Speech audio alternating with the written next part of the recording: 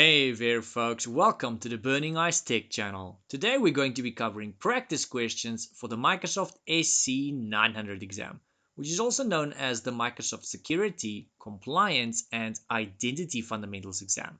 Now before we begin folks, I'd just like to make it very clear that the practice questions I'm about to cover is not the actual questions from the actual official exam.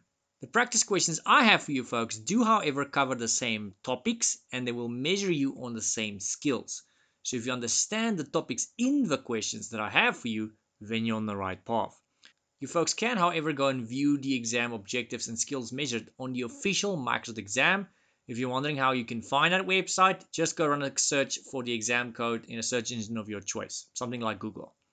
Now, just a note in case you folks don't know this, using the actual questions from the actual exam to practice is actually against the vendor's terms and conditions, it's against their rules, and it's against so many things it's not even funny. So in this case, the vendor would obviously be Microsoft. You'll see in the beginning of the official exam, if you were to go and sit for the actual official exam, Microsoft actually gives a warning against using prohibited material. And using the actual questions from the actual exam to practice is seen as prohibited material. So that's a no-go, boys and girls. Alright, so I believe we can get started, folks. So if you haven't done it already, please do your homie a favor and boink that like button. And if you'd like to know when I release more practice questions, maybe for this course, other courses, or when some of my full-blown courses go live, remember to also subscribe, otherwise you might miss it. Alright, on to the first question. Question 1. An organization has deployed Microsoft 365 applications to all employees. Who is responsible for the security of the personal data relating to these employees? Is it the organization, in other words, you and your company? Is it Microsoft, the actual software as a service provider? Or the shared responsibility between your organization and Microsoft? So what I mean by that is the responsibility is going to be shared between you and your company and Microsoft. Now, depending on what we're talking about, there's going to be situations where the responsibility is solely Microsoft's, and there's going to be cases where it's completely your problem. And then there's, of course, cases where it's a 50-50 kind of situation. And when it comes to the actual security regarding the personal data, that would be you and your organization's problem, not Microsoft, not a 50-50, it's the organization.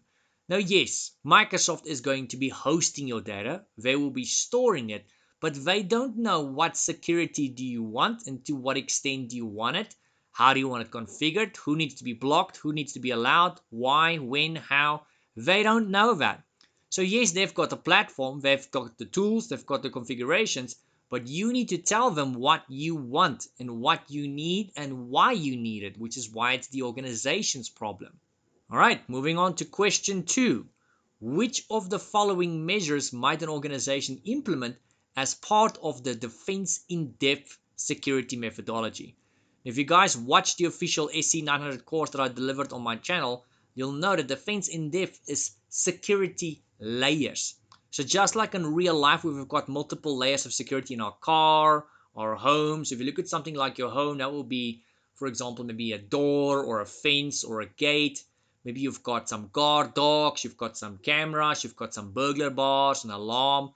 This is an example of defense in depth, but in real life in your home or your car. Now, in IT, defense in depth would be something like, security cameras once again. This could be passwords, it could be motion sensors, it could be logs, it could be firewalls. So it's just digitally, but it's the same concept. So that's what defense in depth is. Now, keeping that in mind, looking at the answers we've got in front of us, locating servers at different locations in your organization, will that give us better or more security, in other words? No. That might give us redundancy. If you've got servers in more than one location, especially if it's at the same time, yes, you've got redundancy because if the one site goes offline or the one location goes offline, then you or the users can refer to the other location. So that's redundancy. It doesn't give you security. Looking at the second option, multi-factor authentication for all users. So this means each and every user would have to prove they are who they say they are in more than one way. So there's many ways, but the three most common ways is something you know, something you have, and something you are. You have to prove that you are who you say you are in two different categories or more. Now, that is, in fact, security. I mean, if you look at something like an ATM where you go and withdraw money, generally the average person has to provide a PIN number as well as an actual bank card. So that's something you know as well as something you have. It doesn't stop criminals, but it makes it harder for them to steal your money. So that is added security. So far, the answer here is B, multi-factor authentication. The last one there says ensuring there is no segmentation of your corporate network. I can assure you guys that is exactly the exact opposite of what we need. Generally, as a layer or a means of security, we will actually go and segment our network. So the more you segment your network, the better. You can think of this as having a very large office building, and within this big office building of yours, you've got multiple doors between different departments, which requires maybe a PIN, a fingerprint, an access card. So just because you work there doesn't mean you can just willy-nilly stroll into other departments. And if some perpetrator happens to stroll into your company, they would effectively, hopefully, be stuck in one department. They can't get to the other departments because of how many times or how much the building has been segmented. So your network needs to be segmented. You always go on the principle as if you've already been hacked. So you assume you've been hacked. Even if you haven't been hacked, it's best to assume you've been hacked. And if you've been hacked, segmentation is one means or one way to really make that hacker's life a living hell.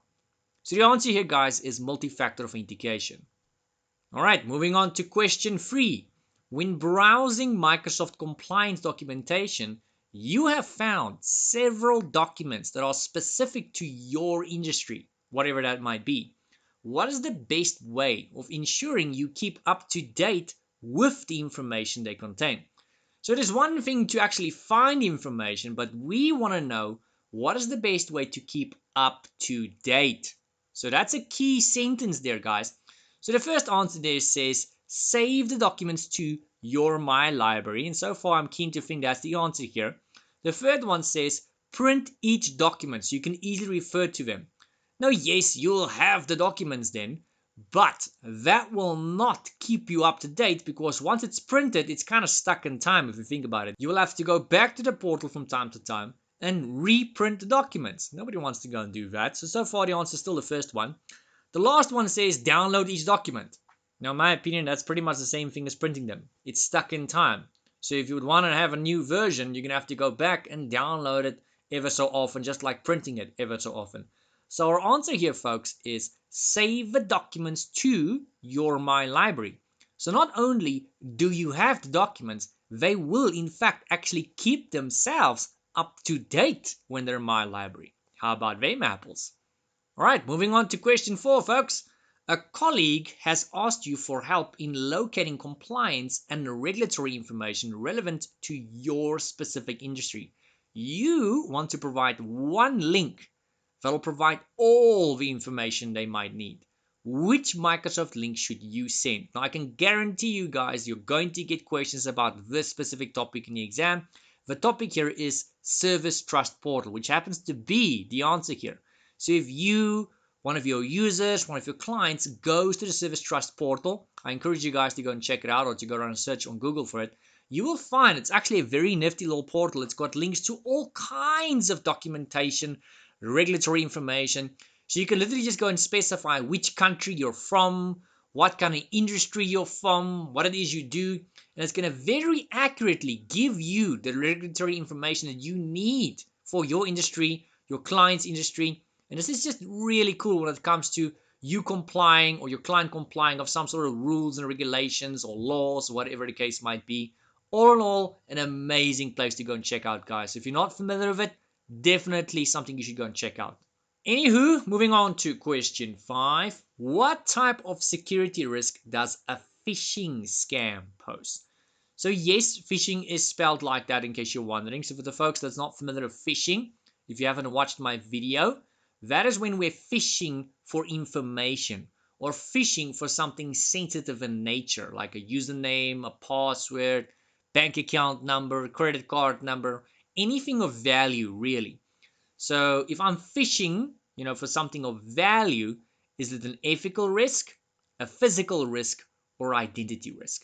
it is an identity risk because I am phishing for your social security number, your ID number, depending on which country you're in. I'm phishing for your credit card number, usernames and passwords, first name, last name, anything like that, which is identity theft. I want to steal your identity, or I want to use it to commit fraud, or I want to break into something. So it can be used for a lot of things, but it basically comes down to identity. Luckily, the good news is with Office 365, or I should actually say Microsoft 365, since it's been renamed the platform, it's got built-in security like ATP, which stands for Advanced Threat Protection, which actually has a lot of cool built-in doohickeys to protect you against all kinds of nonsense like phishing. So it's got anti-phishing, anti-spoofing, anti-this, anti-that. It's just an all-rounder, folks. Anywho, moving on to question 6. Authentication is the process of doing what? So authentication, for those of you that's not familiar, is proving I am who I say I am, or I am what I say I am. And how do we do that? That is normally done most commonly by a username and a password, or an email address and a password. Alternatively, it could be me using my fingerprint to open a device or an account. It could be a PIN number. The point is, I am proving that I am really who I say I am. I am the owner to this account. I am the owner to this device, or I am the device that I'm claiming to be. That is what authentication is. Now, looking at the answers we've got available here, I think you guys can guess which one it is. So looking at the first one, it says the process of profiling user behavior. Absolutely not. It's got nothing to do with this. Second one, verifying that a user or device is who they say they are. Yep, that's the answer. The third one says enable federated services. Nope, definitely not that one. Now moving on to question 7. Within your organization, all your users have Microsoft 365 cloud identities. Which identity model should you use? Now, just in case someone hasn't watched my course and just in case someone doesn't know what an identity is, an identity is usually someone's user account of some kind or someone's device of some kind. So now when we talk about cloud identities, this is stuff that's going to be in the cloud on something like Microsoft 365 or Azure, quite frankly. It's 10 to 1 going to be user accounts, not limited to user accounts though. It's just usually going to be user accounts. Now that I've got that out of the way, let's look at the question again. It says within your organization, all your users have Microsoft 365 cloud identities. All of them do. So if we look at the available answers here, they've got hybrid, cloud only, and on-premises. So what they mean by on-premises, first of all, I'm going to start at the bottom here because that's the oldest one out of the lot. On-premises is when we've got your old school traditional Active Directory environment. So it's an actual server on premises, virtual or physical, and everyone and everything would authenticate against or to that authentication provider on premises. But that is for people and accounts and devices on premises.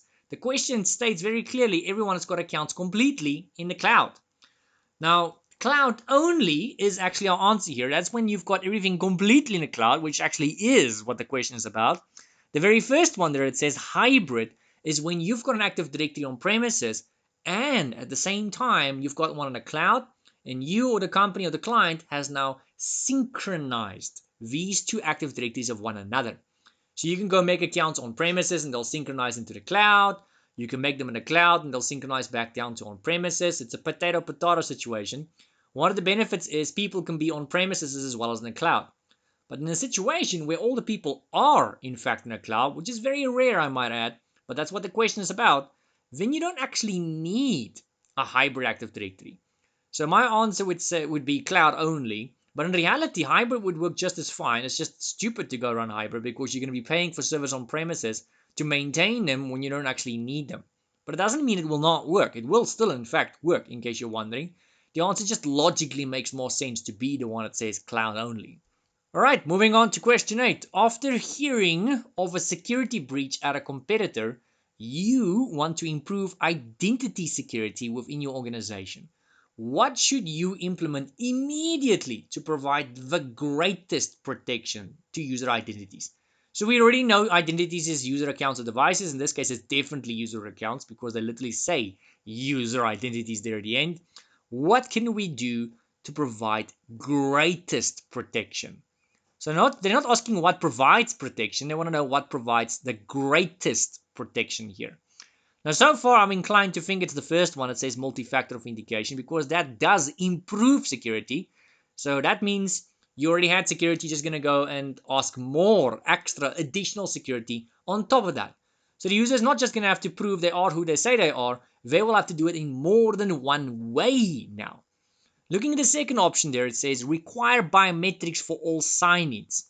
Now that is security. I'm not going to argue with that, but it does not necessarily provide more or greater security. They don't say whether they already have something else in place here. For all we know, there is absolutely no security. And by saying, hey, let's require biometrics for all sign-ins, yes, that would give you security. But it's not necessarily the greatest security because when you say multi-factor authentication, the first one there, one of the authentication methods you can choose happens to be biometrics. Yeah. So with multi-factor, I can have biometrics and something. But if I choose the second answer, that is simply just biometrics on its own. So by just looking at the first and the second one, I can guarantee the first one is more correct. The last one says requires strong passwords for all identities. Now the fact of the matter is, by default, all of these Microsoft platforms by default require strong passwords. It's normally a minimum of 8 characters with uppercase, lowercase, numbers and symbols, and you can improve on that. But on its own, that actually is a strong password. And if you're going to choose multi-factor once again, that could be biometrics and strong passwords. So by combining biometrics and strong passwords, that could actually be multi-factor. So the answer here, folks, is multi-factor. Now moving on to question 9, more about security. Oh goody. So to improve identity security within your organization, you want to implement Windows Hello for Business. When explaining the benefits of Windows Hello for Business to your colleagues, which of the following is true? So before I read the possible answers out here for you guys, there they are on the screen. Windows Hello is something that more or less came out on Windows 10. Not a lot of folks used it in the beginning. And it was seen as a method or a means for a company to provide greater or additional security. It was seen as that, but not everybody used it correctly. So that is when it requires the user, oh, this is going to probably give the answer away, but it's fine. It's going to require the user to use a PIN or biometrics. Now, why is it secure though? Because if you look at a company environment, a typical company environment, those devices, those laptops and desktops and what have you, were normally joined to the company domain. So when you go and type in your username and password, because it's normally going to ask you to type it in, and you go and hit the enter bar or the enter button on your computer, where does it authenticate to? It authenticates to a central point of authentication, which is normally your company's Active Directory server. Now there is a possibility, small, but there is a possibility some ninja in the middle, a hacker in other words, could intercept that communication and get a hold of your username and password. So to help mitigate with that, we could go and use Windows Hello for Business, which is the third answer on this list there, by the way. Why is that more secure, you might ask? Because the PIN or the biometric data that you're going to use is not going to authenticate to a central point of authentication. It is going to authenticate locally on that device. So that doesn't mean that you have to stop using Active Directory or that you're going to stop using it. No, on the contrary. You're still going to use it exactly like normal. You're just going to add this as an extra layer on top of that. So if some weenie his uncle happens to get a hold of your username and password by doing some sort of sniffing in the middle, packet sniffing or something, and they intercept the communication, boop bop, they've got your username and password, and now they get to your PC and they want to log on. Guess what? It's not going to work because they don't have your PIN or they don't have your fingerprint. So that's just an extra layer. It's going to authenticate locally, and the PIN and the biometrics would not have been sent over the network because it authenticates locally. Anywho, moving on to question 10. Your organization has recently conducted a security audit and found that 4 people who have left the organization, they are still active and assigned global admin roles. The users have now been deleted and you've been asked to recommend a solution to prevent the similar security lapse from happening in the future. So what we are going to do here is we're going to go and use PIM. P-I-M. I call it the Pimple tool. Microsoft calls it privileged identity management, but everyone in IT, I can guarantee, will call this the PIM tool. I call it the Pimple tool because if you look at PIM, it looks almost like they want to type in pimple. It's got nothing to do with pimples, by the way. I just happen to call it the Pimple tool. It's an amazing monitoring tool And it's not just a monitoring tool, quite frankly, but I see it as a pretty cool monitoring tool. So you as an administrator, if you go and use this tool in your arsenal, it allows you to see who in your company has got which admin roles and what they've been assigned to and all that. So you can basically see what privilege who has. This is very, very useful if you are a person that's got to do a lot in your company. I mean, honestly, there's been times where I would assign something to someone today, and tomorrow, for the life of me, I cannot remember what I did yesterday. So if you are a very busy person, or you're working for a very big company, or you've assigned privileges a couple of months ago or years ago, and you just can't remember what you've done, this is a great way for you to keep track on who has got what privilege in your company. It's also pretty nice if you are brand new at a company, or you're coming in after someone into some sort of position and you've got no cooking clue who has got what privileges. So if you use this tool, you can see exactly who's got what kind of power in a company. And if someone's got too much privilege, well, you can go and take care of it, obviously. One eternity later. Okay, moving on to question 11. Your organization has several virtual machines in Azure. The security admin wants to deploy Azure Bastion to get secure access to the virtual machines in Azure. What should the admin keep in mind?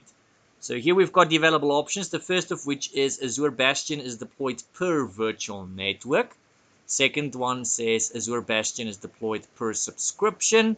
The third one says Azure Bastion is deployed per virtual machine. If you guys have watched my full course on my channel, you would know Azure Bastion allows you to securely connect to a virtual machine without using a public IP. It allows you to use the private IP address of that machine. How is that possible? It's possible because of a virtual network. So if you want to connect your virtual machines to one another in the cloud on a platform like Azure, you need to create a virtual network, which in a nutshell allows you to connect them to one another in the backend using private IP addresses. Now, Azure Bastion is basically based on the same concept. It's going to use the private IP address in the background to allow you to connect to the virtual machine via the portal. So the answer here, folks, is the first one, virtual network. Moving on to question 12. Admins in your organization are using the Microsoft 365 Security Center on a daily basis. They want to quickly get an understanding of your organization's current security posture. Which section in the Microsoft Security Center will they use? Now, folks, since they're talking about security posture, that would be the secure score. So if you go to the compliance center, or I think it might be the security center, I misspoke there, you'll find there's actually a section or a tab there called secure score. And once again, if you've watched my course, you would know the secure score gives you an indication of what your company's security posture is. It gives you a score. And it doesn't just give you a score, it actually allows you to compare your company to other companies of equal seat size and other companies that's preferably in the same industry as you. So you can see if you're above average, below average, or just exactly average when it comes to your security compliance and all of that. So also, never mind giving you a score, it'll tell you what is bringing your score down and what has got the biggest influence on bringing your score down. Now, on each and every one of those items that it's listed, that's bringing your score down supposedly, you'll see that you can actually go and click on it. It'll tell you what you can go and do to remedy that specific thing, which I think is pretty cool. The fact that you can go and remedy, they actually tell you a suggestion what you can go and remedy. There are some rare situations where some of those actions might actually just count for zero. They don't bring the score down. It's just kind of like a mention by Microsoft, more of an FYI. But it's still pretty cool that they do that nonetheless. I would suggest you start at the ones way at the top of the list. There are going to be situations where you can't do anything about it, or some of them you might be very limited as to what you can go and do about it. This is purely because of the industry that you might be in. So maybe in your field, in your company, in your unique industry, there's just nothing you can do about it. That sometimes happens in some cases, purely because of the field you're in. All right, so what can we say? The answer here is secure score. Moving on to question 13, folks. An admin wants to get a comprehensive view of an attack, including where the attack started, what tactics were used, and how far the attack has gone in the network. What can the admin use to view this type of information? So alerts just kind of informs you of something that took place, and that's pretty much the end of it. Reports, same story more or less, just more for information purposes. Now, incidents doesn't just tell you of something that has happened. It shows you everything that was just mentioned in that question there. It shows you what tactics was used. It shows you how far it has gone.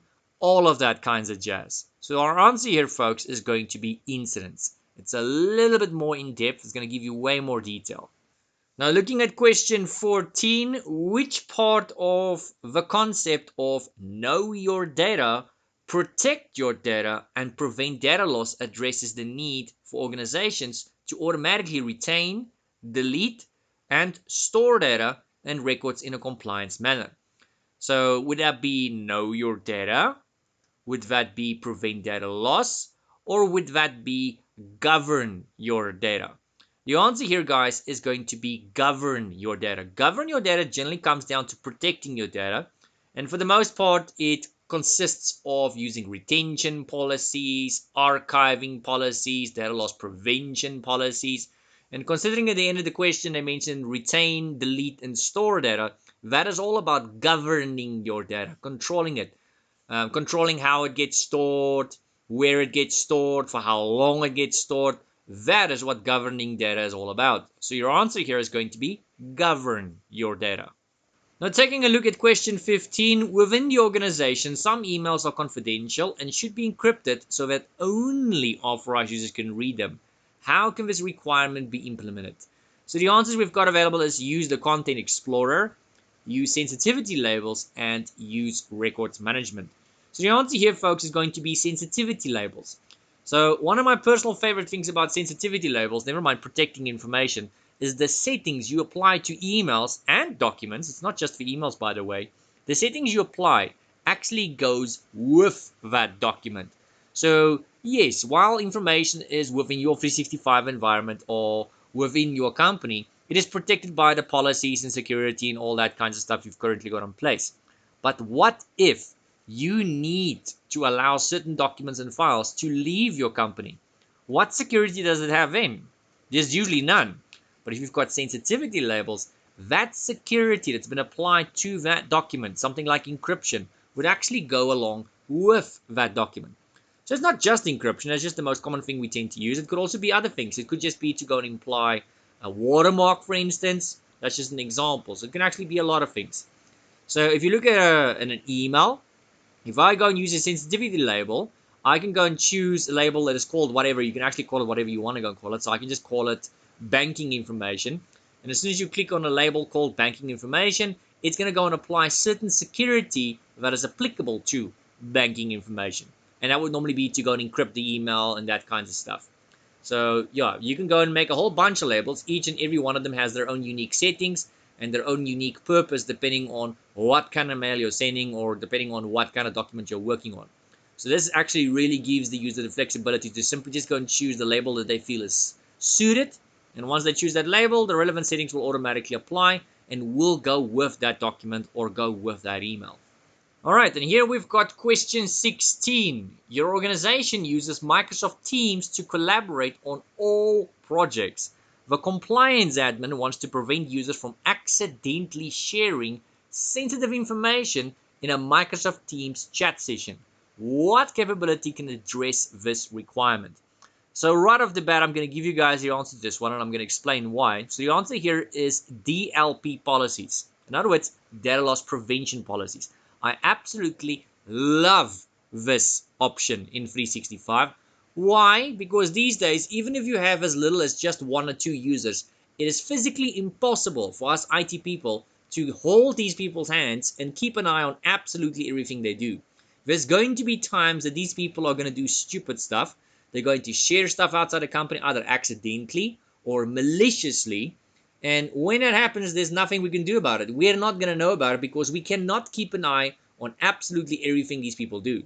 And that is when it's just 1 or 2 people. What if you've got a couple of hundred or a couple of thousand users, which is most likely going to be the case?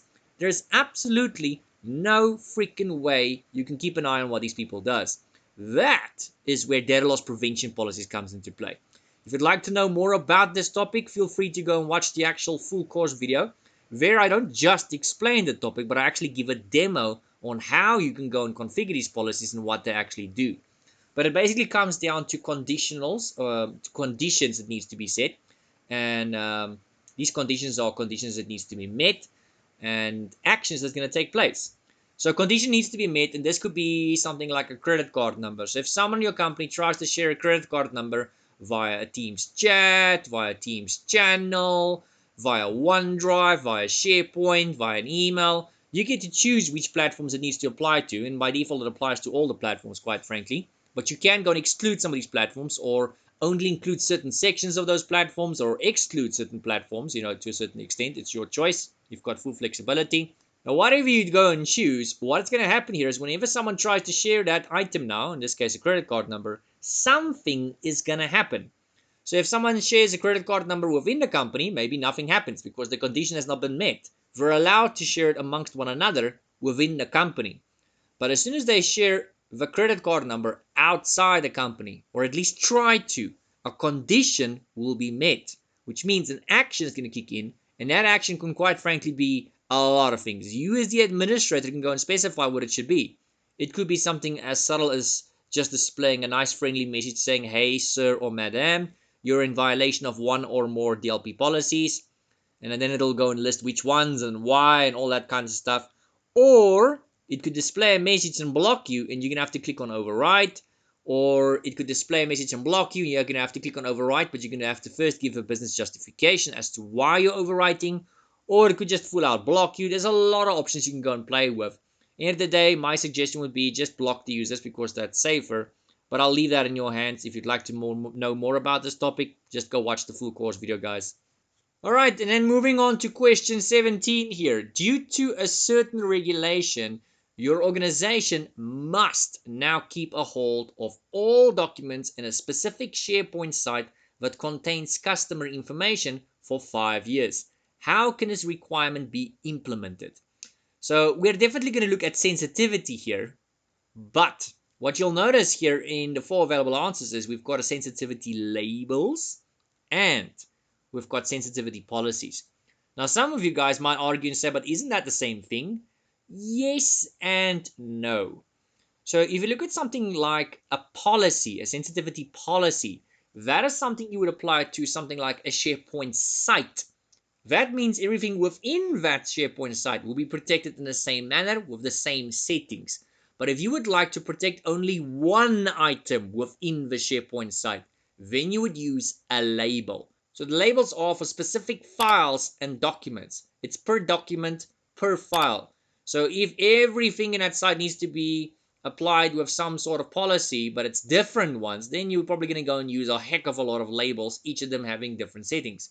But if they all need to have the same settings, then you might as well just go and use a policy, do it once, and do it on the actual site itself. But if it's just one or two, or if it's a situation where they all have to have different settings, then you're going to have to go look at getting yourself labels. You'll get the same thing of retention. So you get retention policies and you get retention labels. Same story there. Labels is for a specific file or document, where the policy ones for retention is for the whole freaking site and everything within the site. Alright, let's take a look at question 18. An organization has many departments that collaborate through Microsoft Teams. To comply with business policies, the IT organization needs to make sure that users from one particular department are limited in their access and interactions with other departments. What solution can address this need? So can we go and use the communications compliance? Could we go and use the customer lockbox? Or could we go and use the information barriers?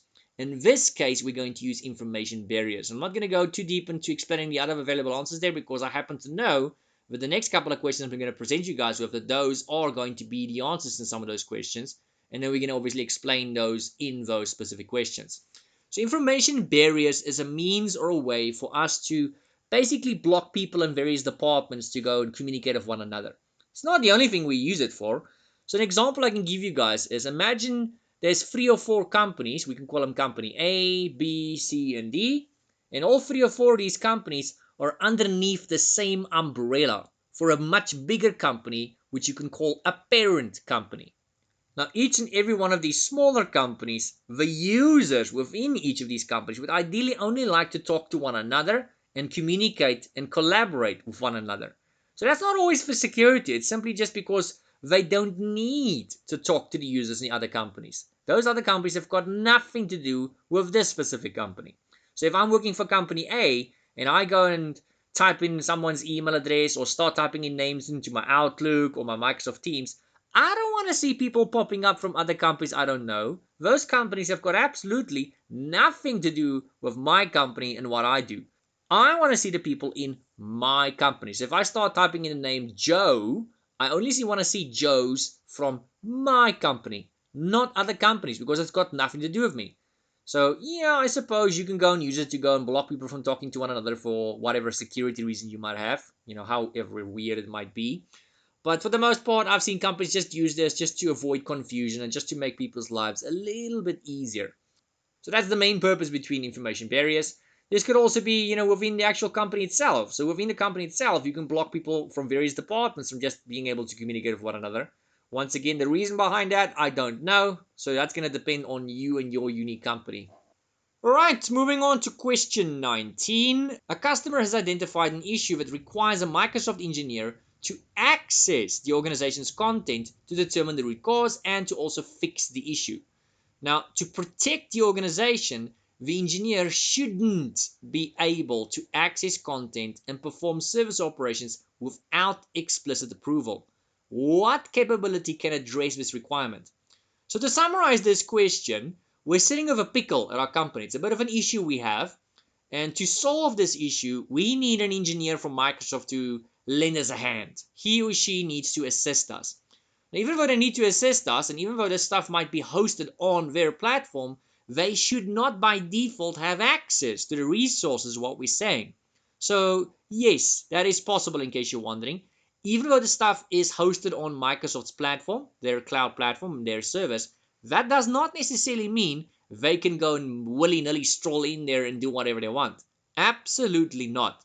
Now, which one of these three functions that I've got here for you guys allows us to do that? Now, I think off the bat, you guys can probably eliminate some of these answers because of some of the other things we've chosen at some of the other questions. So the one we haven't chosen yet is use customer lockbox. So customer lockbox, first of all, is unfortunately only available on some licenses on 365. That's got nothing to do with this particular question. But there you go. Now you know. It's only available on some licenses. And if you go and use customer lockbox, it essentially allows you to lock Microsoft engineers the heck out of your environment. So you can think of this as renting an apartment or renting a house. Now, when you're renting that, you're renting it from a landlord, either directly from the landlord or indirectly through some sort of agent. The point I'm trying to make here is that property you're renting doesn't belong to you, it belongs to the landlord. You are renting it from the landlord. Now, why am I saying that? Now, even though the landlord technically owns that apartment or that house you're renting, does that mean he or she can just go and stroll in there willy-nilly into your apartment? Generally, on average, no. Why? Because who's got the keys? Them or you? You've got the keys. Now, even though you are simply just the tenant of that apartment, you're not the owner, you are sitting with the keys. So if the landlord wants to come in, they will have to get you to give them the keys first and open up for them so they can come and do whatever it is they need to go and do a fix or do an inspection or whatever the case might be. Now, the cloud is the same story, guys. So when you host something on Microsoft's platform, that does not necessarily mean Microsoft can just go and willy-nilly stroll in there, especially if you use customer lockbox. They now need you, and you're the tenant here, keep in mind, they need you to give them permission to come in. So it's very much the same as renting an apartment and giving your landlord permission to come in, and you give them the keys and then they can come and fix whatever needs fixing and all that. Alright, moving on to question 20. Within an organization, there are many users who will need to access Azure and perform different actions across various scopes. The admin wants to implement action management at all scopes across Azure for the organization. What can the admin use to address this need? So here we're going to be making use of RBAC, role-based access control. So these are for the most part going to be built-in accounts. You also can go and use custom accounts or custom roles. But for the most part, these are built-in roles on Microsoft Azure. You'll see there's a lot of them. You can also get access to them on the Microsoft 365 Admin Center. So instead of assigning someone, let's say the global admin role, you can go and assign in the billing admin role, or the Teams admin role, or the SharePoint admin role, or one of those more restrictive, very, very limited admin roles. So the idea here is you do not want to give someone more privilege than what they need to achieve a task. Does that sound familiar? Yes, it's that golden rule in IT, the least privilege principle. You never give someone more privilege than what they need to achieve a goal or to complete a task. So that is for many reasons, not just because we don't trust our users in some cases. It's also in the event of their accounts possibly getting compromised one day. And let's face it, that's not if, but when that happens. It is going to happen. It's just a matter of time. All right, now looking at question 21 in the shared responsibility model. Now, before we read that question any further, what is the shared responsibility model? That was one of the very first topics that I discussed in the full course. If any of you guys watched that full course, if you haven't or if you've forgotten, you can always go back to that video. You'll find in the timestamps I did mark it. So you can just go click on the timestamp and you can go and review what I said there. So it basically comes down to whose responsibility is what. So if you're going to host stuff in a cloud, and if you're going to host some stuff on premises, and some of it's going to be in a hybrid situation, which means it's hosted both in a cloud and on premises, when is it your responsibility, and when is it their responsibility, and when is it both parties' responsibility? So, this could be for, security related things, could be regarding certain settings, all kinds of things. So let's look at the question again. So in the shared responsibility model, for something deployed on Azure, what is Microsoft's responsibility alone when it comes to managing? So what we're saying here, which one of the following four will be only Microsoft's responsibility? It's their problem. They need to make sure it's hunky-dory. Everything is aces there. It's not our problem. It's not your organization's problem. It's 100% purely Microsoft's responsibility. Which one of these would that be? So that, folks, would be the management of the physical hardware. Why? Because we're talking about deploying something on Azure, which is cloud.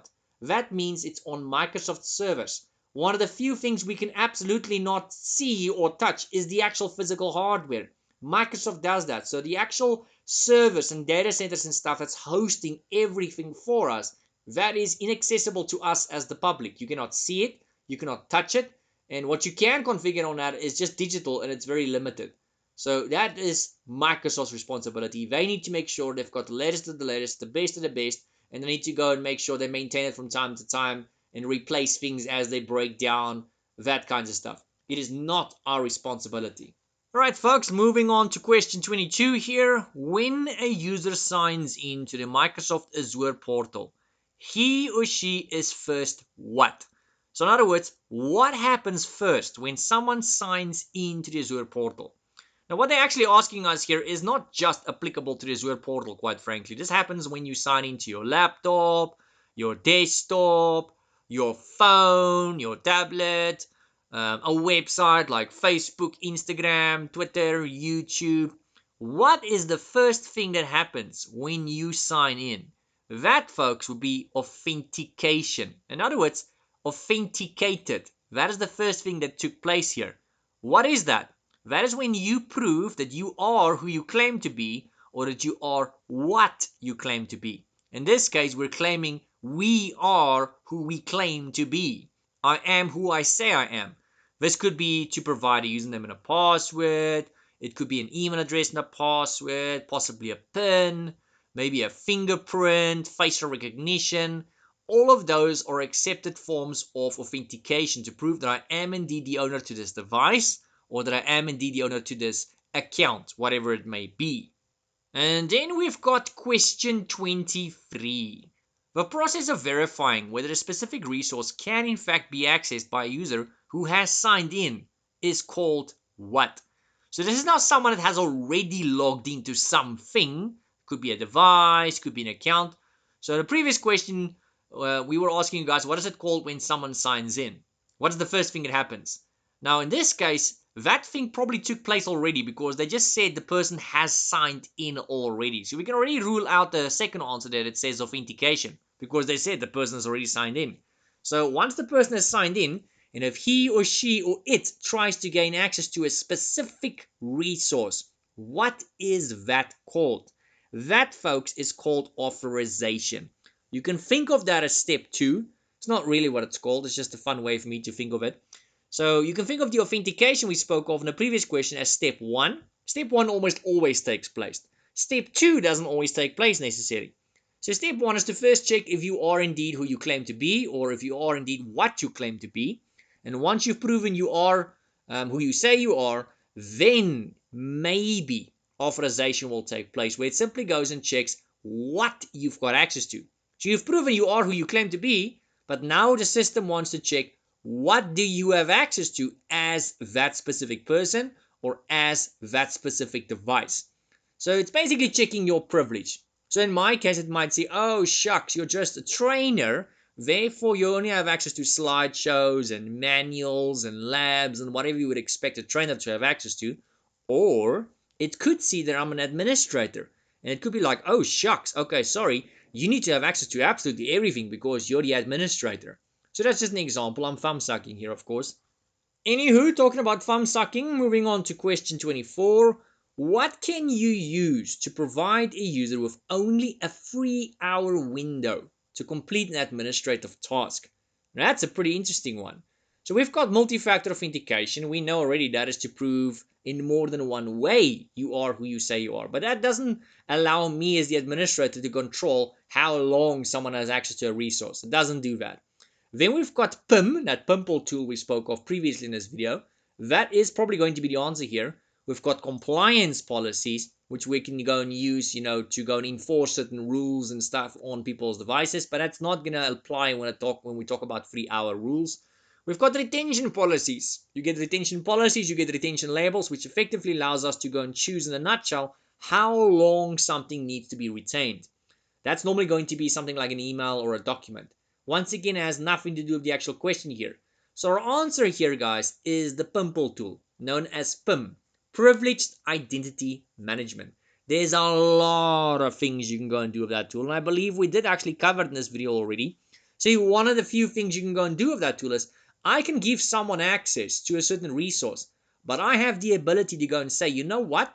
I will give you access, but only for this long. This could be only an hour, 2 hours, 3 hours, 4 hours. I can go and choose how long I want to give you access to that specific resource. And this is useful for many reasons. I mean, one of them could, for example, be maybe I'm afraid I'm going to forget to go and revoke those privileges afterwards. This person only needs access for 3 hours. And sure, I could have just gone and willy-nilly given it to the person and just manually go and revoke it afterwards. But that's causing more work for myself, first of all. And secondly, I can very well easily forget to go and revoke that. And that's going to be a problem if I forget to go and remove those privileges, because that person can always go get up to some sort of shenanigans afterwards. And then, yeah, it becomes a bit of an issue. So PIM, yes, I can go and specify how long someone has access to a certain resource. I can go and specify to what extent they've got access to this resource. There's a lot of things you can go and do with it. Alright folks, moving on to question 25, our last question for this specific video. What is used to synchronize the identities between Active Directory domain services and Azure Active Directory in a hybrid scenario? So for the folks not familiar with those terminologies, Active Directory domain services, which is known as ADDS for short, that is the old school Active Directory we normally have on premises, the one we've been using for the last couple of decades. So that is the one you would normally use in the old days, and quite frankly, I think most companies still use this to a certain degree, where you would just come into the office, go sit down at your laptop or your desktop and just log on old school way. Everything happens on premises at the office. The Azure Active Directory is kind of an equivalent of that, except now that resource, that Active Directory, is being hosted on Microsoft, on a platform called Azure. And the hybrid situation or scenario they're talking about is when you decide to keep your old school Active Directory and at the same time you decide to get the new one in the cloud, and then you go and synchronize these two bad boys with one another. So that gives you the benefits of both worlds here. Many benefits that the Azure one gives you extra, and there's also quite a few benefits the one on premises gives you that the one in the cloud does not. And most companies want all the benefits from both of these platforms. The only real drawback to this is you're not going to save money. In fact, it's actually going to cost you more because now you still have to maintain the existing Active Directory on premises, and at the same time, you've got to pay for the subscription to cloud. But the benefits for most companies greatly outweighs the drawbacks. So if you do have an Active Directory hybrid scenario, how do you actually synchronize the accounts between these two? So if it has already been set up, someone will have effectively the ability to go to the cloud one, make an account, and then it synchronizes back down on premises, or they can do it on premises the old school way, and then it'll just synchronize into the cloud. So that's what's going to happen, but how do we get to that point? The tool you use for that, folks, is the Azure AD Connect tool. So yes, you can download it via the Azure portal, but it's not actually on the Azure portal per se. If you go to the Azure AD Connect tab on the Azure portal, that can be found in the Active Directory on Azure in case you guys don't know, you'll find that there's a download link. Should you click on that download link, it actually takes you to Microsoft.com. So yeah, it is on the portal, but it's not. It actually takes you to a second site if you think about it. And if you go run a search for it in Google search engine or any search engine of your choice, really, the Azure AD Connect tool that is, you'll find it actually takes you to the exact same site, to the exact same download location. So you don't have to be on the Azure portal to download this tool. That is just a nice convenient link they've given you in case you happen to be there already.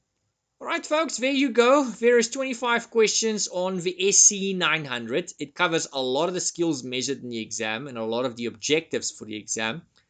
So I hope that has been useful to you guys. I wish you guys best of luck with the exam.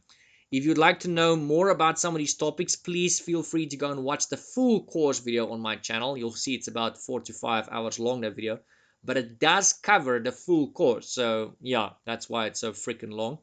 For your convenience, for the folks that haven't watched it already yet, you would find it in the video description for that full course video. I've got timestamps for the majority of the topics, which will make it a lot easier and a lot quicker for you if you're looking for only something specific, or quite frankly, if you just like to go and revise on something that you've forgotten on. Maybe you saw it in the questions again and you already watched the video and now you forgot what the topic was about.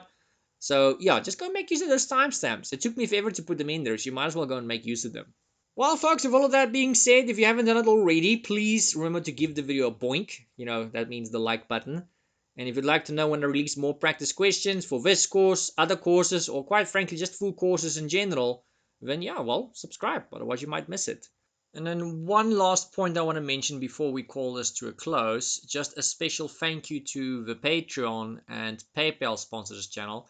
And let's not forget the guys that's been buying me coffees and milkshakes, and then also those of you that's been clicking on the thanks button below the videos. So there they are, the Patreon sponsors, the PayPal sponsors. Thank you very much, guys, and also to those guys that bought me a coffee and a milkshake, to the guys that clicked on the thanks button. It really is appreciated. And if any of you guys would also like to sponsor the channel, you can find all of that information in the video description down below. Alright, thanks guys. I will see you on the next video. If you love me, let me know.